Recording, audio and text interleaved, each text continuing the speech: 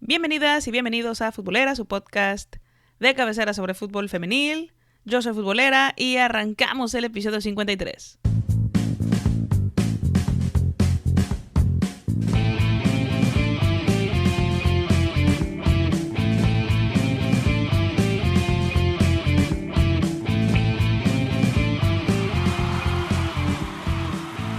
Futboleras y futboleros, qué bueno que están por acá, espero que estén de lo mejor, que ya tengan listos los trastes que van a lavar, la rutina de ejercicio que van a hacer y bueno, todas esas cosas que ustedes mismos me cuentan que hacen mientras me escuchan. Así que les voy a platicar sobre un tema muy interesante que ya quería tocar aquí en el podcast, pero que por todo el tema de la liga, las finales y luego el nivel de entrevistas que pues, nos aventamos, ¿verdad? Por los 50 episodios, tanto para cerrar el año como el 51 para abrir, no les había podido traer y es algo que es muy importante que podamos poner sobre la mesa y es la maternidad y las deportistas.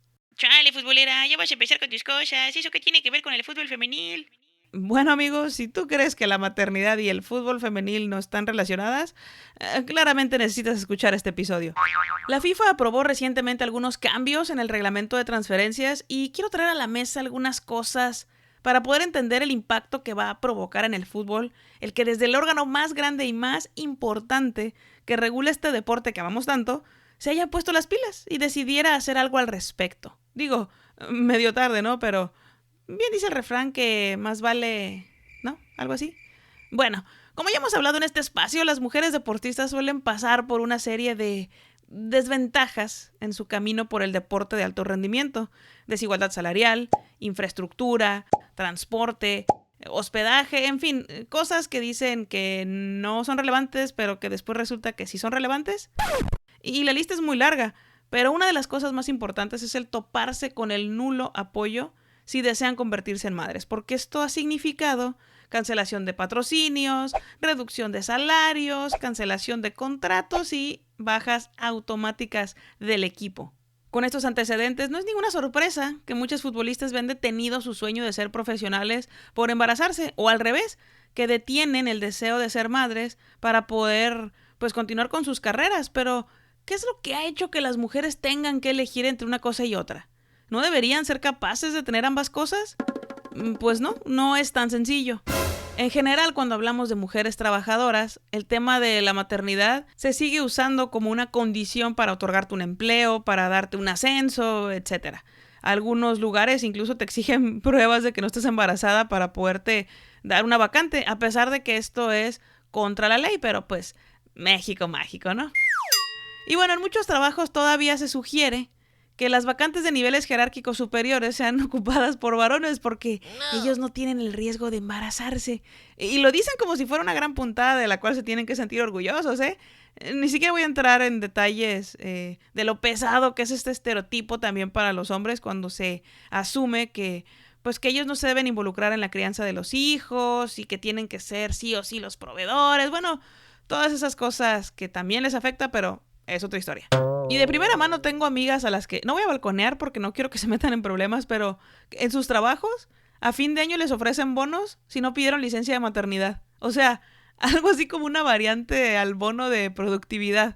¿Really? Si en este contexto suena horrible, imagínense para atletas de alto rendimiento que dependen 100% de su cuerpo para poder ejecutar su disciplina. Y no conforme con toda esta serie de complicaciones, también hay algo que quiero mencionar porque es como este elefante en la habitación, que es la culpa. Sí, la culpa por haber tenido bebés. La culpa por tener que regresar a entrenar, por tener que regresar a trabajar. Y eso es algo que los hombres no sienten. Los hombres no están etiquetados como estas personas malas por irse a trabajar y generar porque se asume que ellos al ser varones y trabajar y proveer, pues no importa. Ellos se pueden desapegar del hijo porque las mujeres al ser madres y tener este instinto natural materno, pues lo tienen que hacer. Pero es que está bien chiquito el niño, necesita a su mamá.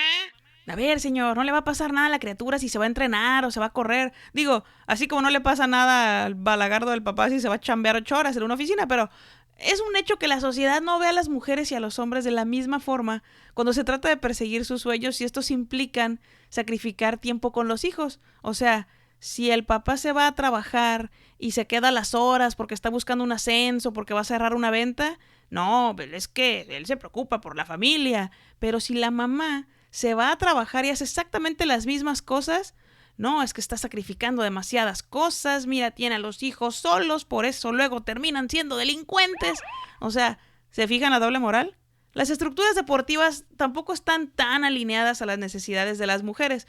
Entre que durante años se pensaba que la práctica deportiva era exclusiva de los hombres y que las mujeres tenían poca o nula capacidad para realizarlos, pues tampoco es casualidad que con el paso del tiempo se hayan conquistado algunos terrenos, pero la neta otros siguen sin cambios sustanciales. Hay deportistas que han puesto este tema sobre la mesa, como Serena Williams, que empezó esta discusión alrededor de la Asociación Femenina de Tenis al pedirles que garantizara a las tenistas de élite que su ausencia por maternidad pues no fuera castigada en términos de ranking de competencia. Williams pasó de ser la número 1 al 491 en los 14 meses que dejó de competir durante el embarazo y tras nacer su hija Alexis Olympia.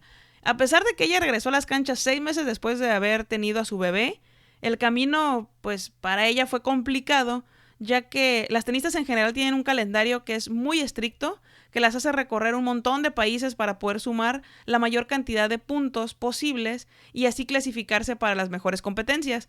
En ese entonces, la Asociación Femenina de Tenis solamente protegía el ranking de las deportistas por 8 torneos, sin la opción de hacerlo como cabezas de serie, algo que presionaba de alguna forma a las jugadoras a volver lo antes posible, sin tener en cuenta las complicaciones físicas que esto podía representar, las condiciones psicológicas incluso, y los periodos de adaptación para regresar pues a una competencia de alto nivel. Finalmente la asociación cambió estas reglas protegiendo el ranking por 12 competencias, incluidos 2 Grand Slams, y tienen 3 años para regresar a competir, un año más del que tenían antes, y esas 12 competencias pues les da un margen mayor para que cuando vuelvan no tengan que empezar desde etapas muy tempranas en las eliminatorias y esto pues no las exponga a que se lesionen o a tener complicaciones de otro tipo. En la Liga MX femenil tampoco es como que este problema no existe. Paloma Velázquez, jugadora de Santos y exjugadora de Gallos y Veracruz, le dijo a ESPN que aunque no se le realizan pruebas de embarazo al inicio de cada torneo en ninguno de los equipos donde ella ha estado, tampoco es algo que les quede como muy claro en términos contractuales, pues en las cláusulas no se contempla ese supuesto, pero es como medio secreto a voces que si te embarazas, se cancela tu contrato. Natalie Cárdenas, exjugadora de Tuzas, se retiró de las canchas después de saber que tenía un embarazo de alto riesgo y aunque ella después volvió a jugar con León y dijo haber tenido todo el apoyo del entonces director técnico Everaldo Vejines, la verdad es que estamos lejos de tener las condiciones adecuadas si se llega a presentar otra situación similar. Primero, en términos de garantizar a las jugadoras el respaldo y las prestaciones debidas tal y como lo señala la Ley Federal del Trabajo. Y segundo, la infraestructura adecuada para que si alguna futbolista se embaraza, pues el club le proporcione las condiciones ideales para que pueda desarrollar su actividad deportiva y llevar a término su embarazo. A nivel mundial se sigue viendo como una tremenda hazaña el tener un hijo y ser futbolista, el tener un hijo y ser atleta. ¿Por qué? Porque de alguna forma tenemos normalizada la idea de que es un esfuerzo tremendo combinar ambas cosas y no debería de ser así. Las futbolistas tendrían que tener la posibilidad de tener ambas cosas, no tendrían que elegir o sacrificar una cosa u otra.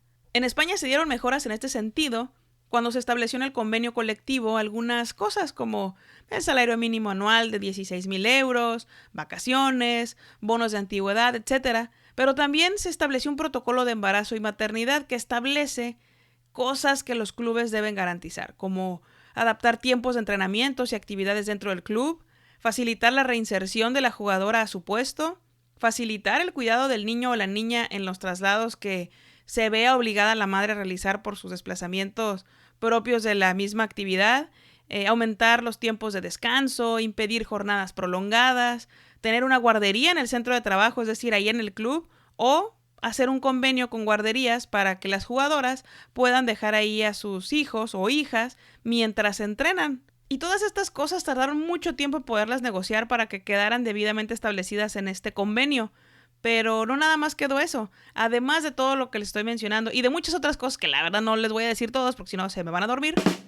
Algo que me pareció muy interesante es que durante su última temporada, si ellas están embarazadas y su contrato se va a vencer, pueden renovar de manera automática por un año más, bajo las mismas condiciones que tenían antes de su pausa, o no renovar. Y esto ayuda a que los clubes no se quieran pasar de listos y decir, no, pues es que tu contrato se vencía y ya no le renuevan para no tener que cargar con todas estas cosas que les mencioné ahorita de la lista. Entonces, se me hace un movimiento muy interesante que quedó asentado en este convenio. Los patrocinios también son un tema que no podemos dejar de lado. Hay marcas muy importantes que se han visto envueltas en escándalos ante el poco apoyo a las deportistas de élite que desean ser mamás. Allyson Felix tiene 34 años y 6 oros olímpicos. En 2018, cuando decidió que se quería embarazar, denunció públicamente a Nike por prácticas discriminatorias cuando la marca de la palomita le ofreció un contrato nuevo con una rebaja del 70% del pago que percibía antes de que se embarazara, a pesar de que había pedido garantías por parte de la marca deportiva de que no la fueran a penalizar si rendía por debajo de su nivel en los meses anteriores y posteriores al parto. Nike le dijo que no, mi ciela, que no se iba a armar la machaca y pues que mi compa Felix denuncia públicamente esta situación en el New York Times y ahí menciona que esta política tampoco es como que fuera nueva, porque había otras marcas patrocinadoras que hacían algo similar, que cuando tenías hijos te recortaban los pagos. Dijo que esto era un ejemplo para que la industria deportiva se diera cuenta que las reglas con las que jugaba eran reglas hechas en su mayoría por y para hombres.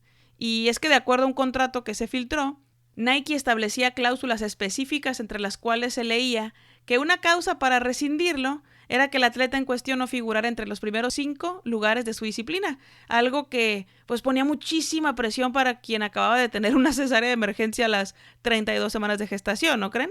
¿Y qué les digo? Mis compas de Nike respondieron con una nueva política de maternidad. ¡Ay, cómo! ¿No que no se podía?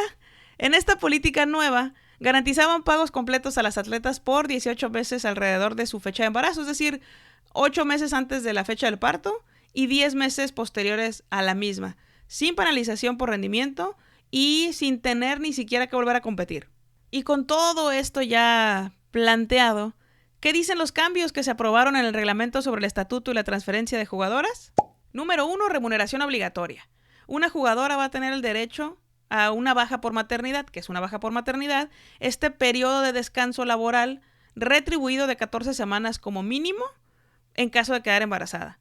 Y estas 14 semanas va a tener que recibir por lo menos 2/3 partes del salario que estipula su contrato. De esas 14 semanas, 8 tienen que ser sí o sí después de haber tenido su bebé para garantizar pues que esté con él o con ella los primeros 2 meses de su nacimiento. Este periodo se puede ajustar. La misma Ley Federal del Trabajo establece que si el médico lo autoriza y el patrón o en este caso la directiva da el visto bueno, incluso puedes irte creo que 2 semanas antes de tu fecha de parto y esas semanas que no tomaste previas las puedes dejar para después, pero eso es un acuerdo que se hace ahí entre las partes. Entonces, fíjense muy bien, o sea, dice que tiene derecho a una baja de maternidad 14 semanas como mínimo.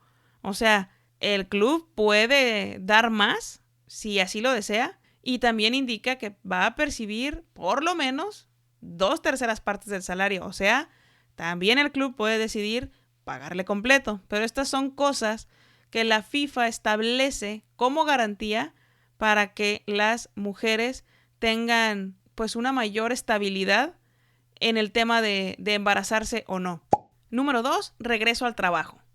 Las jugadoras tienen derecho a retomar la actividad futbolística tras la baja por maternidad. Esto es muy interesante porque aquí el club está obligado a facilitar la incorporación de las futbolistas y ofrecerles apoyo médico continuo, es decir, que haya personal que les ayude para que vayan de menos a más, que todo el tiempo estén supervisadas y que puedan incorporarse a la práctica deportiva de alto rendimiento. Además, el club debe garantizar que haya un lugar que sea adecuado para que las futbolistas puedan amamantar a su bebé o extraerse la leche, y tienen que estar conforme a la legislación nacional aplicable en el país donde esté el club. Es decir, si la ley de ese país contempla ciertos puntos diferentes a lo que menciona la FIFA, se tiene que respetar la legislación. Es decir, los puntos son una guía como de un mínimo, pero si tu ley te pide más, pues obviamente tienes que hacer más, ¿no?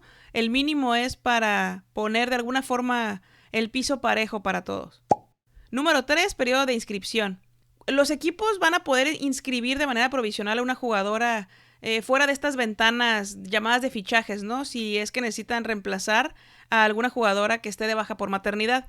Y a la jugadora que la reemplace le tienes que hacer un contrato a partir de su registro y hasta la víspera del siguiente torneo, después de que la jugadora que estaba por baja regrese a las canchas. Es decir, si durante este mes nos enteráramos que hay una jugadora que pide baja por maternidad, a la que va a entrar al quite, por así decirle, va a llegar, la vas a registrar, la vas a conservar todo este torneo, el siguiente que todavía es 2021, y si la jugadora que regresó de la baja de maternidad vuelve a las canchas en enero o febrero del 2022, a la jugadora que entró al quite no la puedes dar de baja hasta que vaya a empezar el Apertura 2022. Esto es para proteger tanto a la que entró al quite como a la que viene de regreso, porque pues obviamente no va a tener un rendimiento alto de forma inmediata, ¿no? Por este proceso. Número 4, protección durante el embarazo. En este punto menciona que las jugadoras pueden decidir si quieren prestar sus servicios deportivos al club, y para poderles garantizar que lo hagan de forma segura, pues tendrán derecho a recibir periódicamente la asesoría de un profesional médico independiente. Es decir, alguien que les pueda dar como este visto bueno si pueden seguir entrenando, si pueden seguir trotando, si van a poder hacer golpeo de balón, si van a poder hacer ejercicios con compañeras, o si tienen que practicar separadas del resto del grupo, etcétera. Y en estos casos también pueden decidir si quieren prestar otros servicios alternativos a su club. Es decir, si tienes a una jugadora que está embarazada, que tiene ya 6 meses y no se aguanta ni ella sola con acá el nivel de panza, lo que sea, a lo mejor ella dice, ¿sabes qué? Yo no quiero estar entrenando, yo no soy Alex Morgan para ser super crack y para poder entrenar hasta que la panza me diga basta, no quiero yo arriesgarme, ponme a hacer otra chava en el club. El club está obligado a respetar la decisión de la jugadora y a colaborar con ella para poder armar un plan donde puedan decir, ¿sabes qué? Pues mira, ok, no te puedo obligar a que entrenes, pero cáele de RP, vamos a dar pláticas en las escuelas, ayúdame como auxiliar técnico, o ¿sabes qué? Necesito hacer una campaña de redes sociales, échame la mano, tú que estudiaste comunicación, o ¿sabes qué? Tú vas a hacer la imagen de esta campaña, no sé. O sea, el club se las puede ingeniar para de alguna forma pues seguir recibiendo la prestación de sus servicios, aunque sean en otro aspecto, y que el club desquite de alguna forma pues el salario que le va a remunerar. Número 5, protección oficial contra el despido de las jugadoras. Este está sabroso. En este punto se menciona que ninguna jugadora se debe encontrar jamás en una situación de desventaja por su embarazo.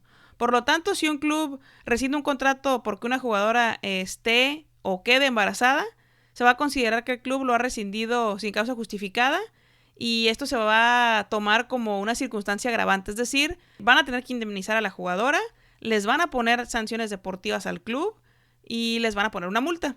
A todo club que rescinda unilateralmente un contrato por el hecho de que una jugadora esté o se quede embarazada, se vienen castigos ejemplares por parte de la FIFA. O sea, básicamente la FIFA les está diciendo a los clubes en México que respeten la ley federal del trabajo, ¿no? O sea, no es como que les está poniendo cosas extraordinarias. Estamos hablando de derechos mínimos, pero por supuesto que sienta un precedente para evitar que en los países donde las desigualdades son mucho más marcadas, se empareje un poquito la cosa. Y no es solamente que la FIFA diga que esto se tiene que cumplir y mágicamente va a suceder, porque seamos realistas, ¿hasta qué punto los clubes van a adoptar políticas específicas que faciliten la implementación de estos supuestos? No nada más es decir, no las puedes dar de baja, es tener personal médico especializado, capacitar al personal médico del club, preparadores físicos, directores técnicos, auxiliares técnicos. ¿Por qué? Porque de alguna u otra forma van a tener que aprender a llevar a las futbolistas embarazadas pues a una rutina de alto rendimiento que no ponga en riesgo su embarazo y que las ayude a mantenerse lo mejor posible.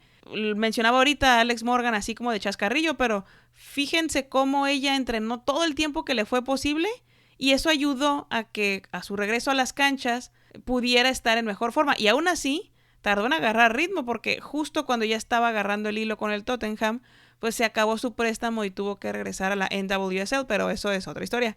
Y además, todo lo que supone un seguimiento, se tiene que pensar también en la infraestructura de los centros de entrenamiento, porque no nada más es que tenga donde amamantar a su bebé. O sea, para eso se puede meter a una oficina. No es lo ideal y tampoco tendría por qué esconderse, pero hablando de espacios específicos, también tendría que tener cambiadores, área de guarderías, apoyo para contratar una por fuera si el club no es capaz de proveer ese servicio, en fin, todo lo que ayude a que las futbolistas pues, puedan regresar de la mejor forma sin tener que ser castigadas, como el caso de Serena Williams por querer ser madre. Hace falta mucho camino por recorrer en este sentido. Las mujeres no deberíamos tener que elegir entre la maternidad y el desarrollo profesional y es muy importante dejar estas reflexiones sobre la mesa porque se tiene que abrir la conversación, se tienen que señalar las omisiones y darle voz a quienes tengan que decir algo al respecto.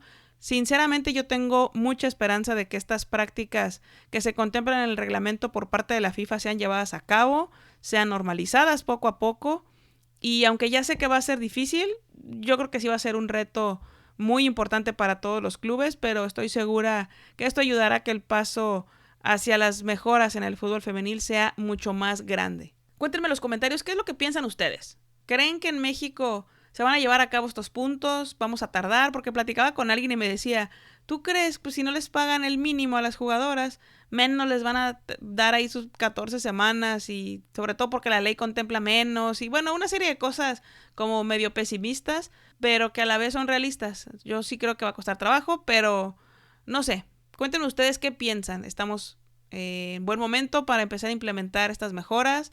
¿Creen que los equipos se van a tomar en serio toda esta situación? Y digo, aquí la tía FIFA está funcionando como pues esta mamá que te amenaza que te va a castigar si no te portas bien, ¿no? Porque yo creo que ningún equipo va a querer que lo multen, ni tampoco va a querer que lo descalifiquen de algún torneo por quererse pasar de listo, pero miren, ya hemos visto antes que peores cosas han sucedido, así que pues platíquenme ustedes qué les parecen estas medidas, ¿son suficientes? ¿Necesitaríamos tener más? ¿O cómo ven todo este asunto? Síganme en mis redes sociales, Futbolera en Instagram y Facebook, suscríbanse a mi canal de YouTube y recuerden que los episodios los pueden encontrar en Apple Podcast y en Spotify para que le den me gusta, compartan, comenten y todas esas cosas para que cada vez lleguemos a más personas. Cuídense mucho, nos escuchamos el próximo martes. Bye bye.